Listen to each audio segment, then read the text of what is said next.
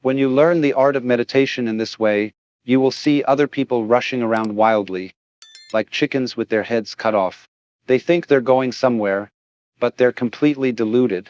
They're already there, yet they don't know it. That's why they're rushing around so wildly. But you, through this practice, can begin to realize that you are already there, right now. As you see the world in this new way, especially people, from this perspective, you realize that they are valid, natural processes, just like trees, birds, and clouds. Now, do you ever criticize a cloud for being badly shaped? Have you ever seen patterns in foam make an aesthetic mistake? Well, no. They just don't. There was once an 18th century classicist, one of those people who loved formal gardens and Greek palaces, who criticized the stars for not being symmetrically arranged. But that would never occur to us today. We don't want to see our stars in rigid, geometric patterns. We love to see the scatter of them and the curious groupings in the sky in a marvelous, irregular order, an order you might call marvelously unordered. The funny thing about clouds, stars, mountains, and all natural forms is that they are beautiful, and we know they have a quality that distinguishes them from being mere masses. You know a mess when you see it, but these things don't seem to create messes. In a way, human beings don't either. And when you see human life as something akin to the shape of a tree or a cloud, you stop judging it.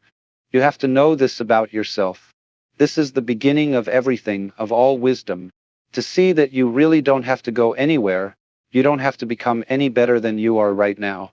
With all your defects, selfishness, neuroses, sicknesses, and everything else, you are enough.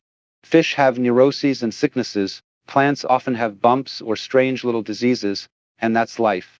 When you realize you're an authentic projection of the universe, just as you are at this moment, then there's nowhere to go, nothing you need to change. Out of that peace comes real energy, not the phony kind that comes from trying to lift yourself up by your bootstraps. The usual human energy often gets progressively nowhere, creating only more and more busyness.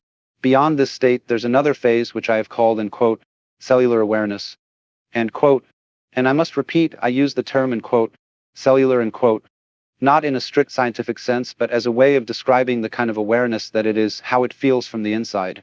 It's as if every cell in your body comes alive. Now, you know your cells don't talk English, but they are very, very subtly and highly organized entities. If you've ever seen a model of a living cell, it's a fantastic, complex thing. As you enter cellular awareness, you begin to feel like an artist who paints in pointillist style, as if everything is made of tiny dots or vortices.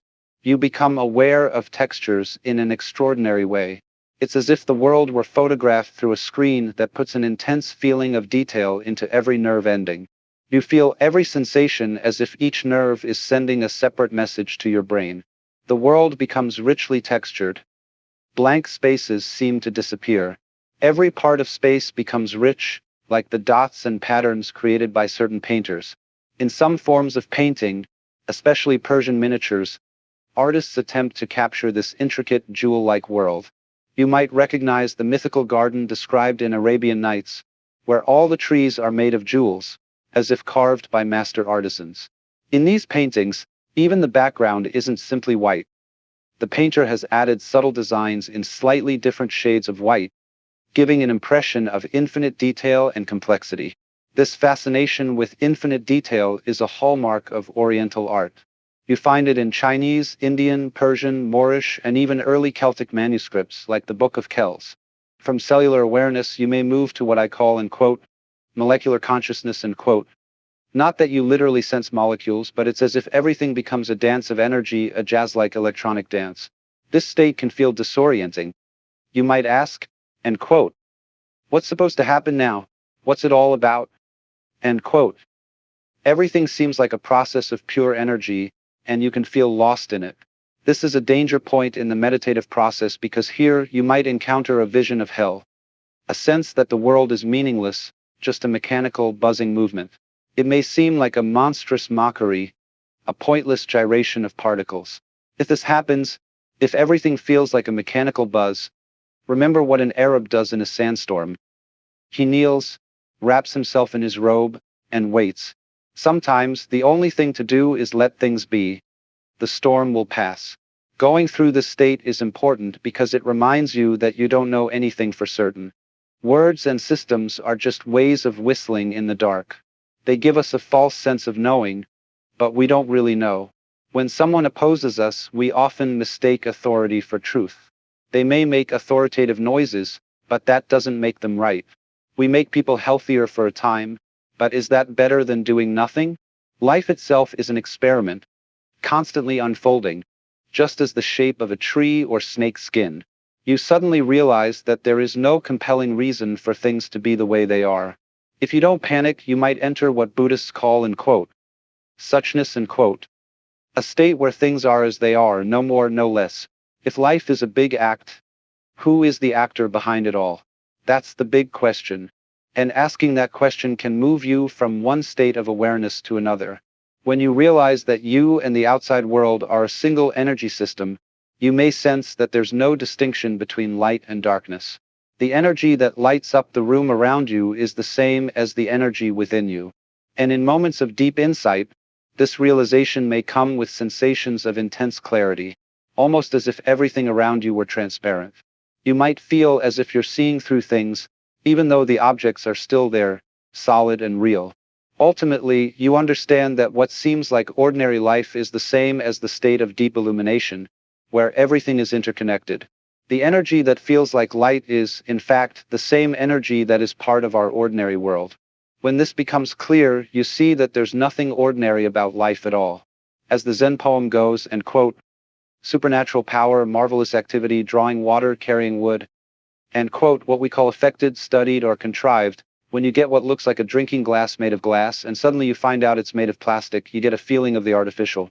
There's a second sense of something pretending to be what it isn't, something that lacks what you expected. The cool, heavy quality of glass. And suddenly, it's featherweight with no substance to it.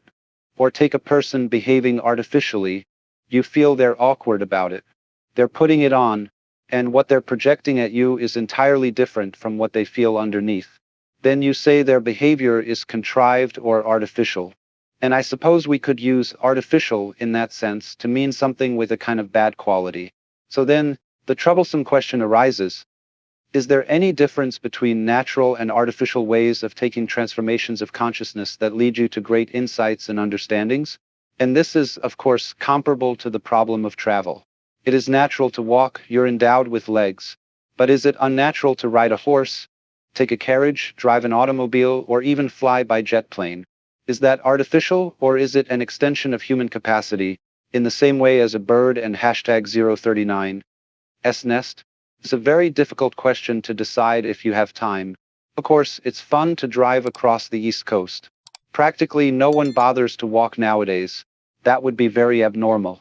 But if you drive, or even take a bicycle, you do see the country and become aware of the great transition you're making from one coast to another. But you sure can't swim to Tokyo. If you're going to go there at all, you require at least the artificiality of the boat.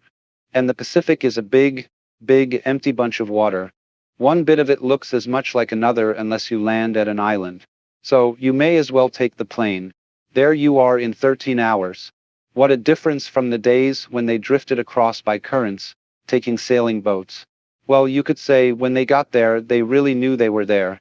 Nowadays, traveling by jet is like going inside an elevator. You get the same sensation as if the elevator goes too fast down from the 10th floor to the first, and you feel your stomach has been left behind. Traveling by jet, you're apt to feel that your psyche hasn't caught up with you, that it's still back in New York.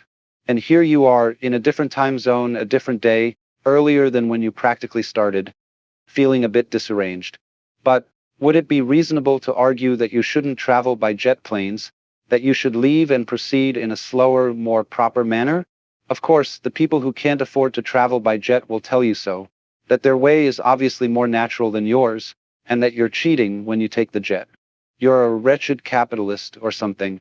But, you see, this internal debate goes on and on and on, a kind of one-upmanship. The real question, of course, is this. If you take a jet plane to the Orient, what are you going to do once you get there? That's the real question. Are you going to stay at the best European or American-style hotels and visit Japan as if you're inside a glass case? That would be artificial because, after all, you could just sit at home and watch color movies for all that experience would mean. And I do take people to Japan now and then, and some of them like to get mixed up in the life of the country. But some of them absolutely want to be wrapped in cellophane and hygienic. They can't stand the idea of eating Japanese food. A Japanese bathtub? As deplorable as a Japanese toilet. It's unspeakable because they are so rigid, so unadaptable, that they won't learn new ways of doing things. So it does make a difference how people relate themselves to the new environment when they get there, even if everybody travels by jet. That's the important question, and it depends on whether they're adaptable personalities or rigid personalities. How stuck they are, how much their identity is glued to certain ways of behaving. There are some people who, unless they have the same kind of breakfast every day, are simply not themselves. I remember I used to eat at a lunch counter in England, where an extremely square young man would be there at the same time, ordering the same 3 small beef sandwiches and a glass of beer every single day. If that had ever changed, he'd probably have had a complete psychic upheaval. Now, the question of the jet plane as a technical means of arriving somewhere is parallel to the question, will you travel in these states of consciousness by purely natural means? There are many ways to do it. There are methods of meditation, some of which are quite difficult and take a long time, like walking. Or do you want to have technical help? That is, what about the chemistry of it? Do these states of consciousness correspond to various states of chemistry? Now, traditionally, spiritual people in our culture are horrified at this idea, because anything to do with chemistry is labeled artificial, in the bad sense, as if somehow or other, anything achieved by chemical change isn't real. It's synthetic, like plastic glass instead of real glass, or synthetic vitamin C instead of vitamin C derived from rose hips, or Wonder Bread instead of real bread. But this isn't so easily solved. The word drug itself is an alarm word, except in certain contexts. No one is alarmed when they see drugstore. That's folksy, natural part of our lives. But pharmacy is a little more threatening. Actually, a drugstore is okay, but when you say about someone, he takes drugs, you imagine something pretty dreadful, like a character with dark circles under his eyes lying around in a stupor.